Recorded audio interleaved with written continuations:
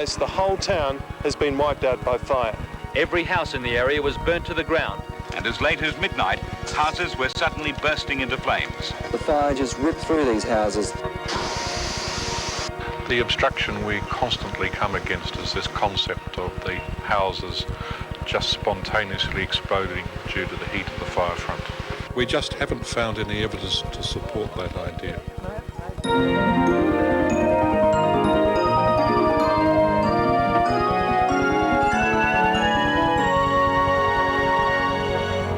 In Australia, sun worship is almost a national religion.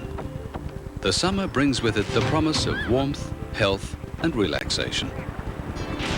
But who will ever forget the consequences of one searing hot summer a few years ago?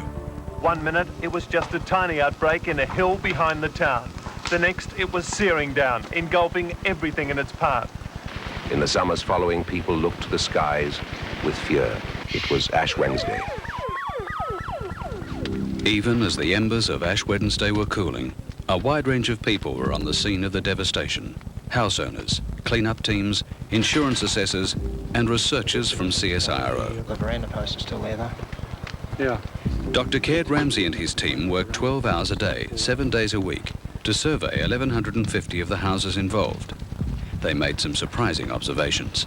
You had one house virtually untouched, and next to it, on a similar block, you had a house of apparently similar design and construction that was completely destroyed. And the question why immediately comes to mind. So began a project to find out why buildings catch alight and what factors contribute to their survival or demise. The evidence they collected gave a completely new picture of the way in which houses ignite and then burn down. But any new theory would face tough opposition. Well, I think when people think about bushfires and their houses, they believe that the bushfire is going to create such an enormous amount of heat that their houses are just going to explode in flames.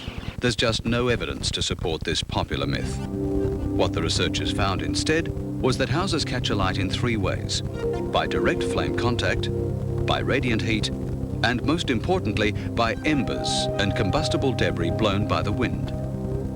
These embers are by far the most common cause of house fires. At a recent demonstration, Dr. Ramsey and his colleagues showed just how this can happen. Burning embers ignite small fires, and these gradually progress until the whole house is involved.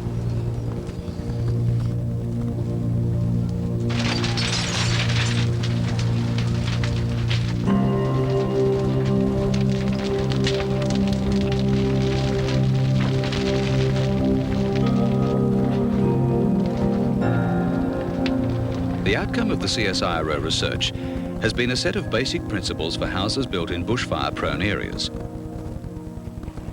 Houses should be designed to resist the onslaught of embers and flying debris. A simple roof shape with leafless gutters. Window protection. Enclosed underfloor space. And no timber at ground level. But houses like this are the exception rather than the rule, as Dr. Ramsey has found when he visits fire-prone areas. Well, the first reaction, of course, is despair when one sees that virtually every house has been built without any attention to the principles that we try and get across to people. We would believe that that indicates that though the majority of people don't take bushfires into consideration when they're designing and building their houses. In order to combat this combination of disbelief and apathy, Dr. Ramsey has made a video in conjunction with Melbourne University.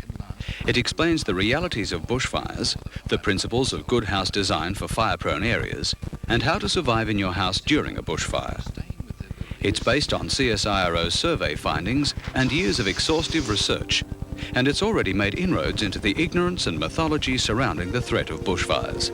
Well, we need to get the message across to people who don't believe that there is anything that they can do in the face of the bushfire. We need to get them to understand that there are many things which they can do in building a new house or improving their existing house, even small things which will greatly improve the chances of survival of their houses during a bushfire.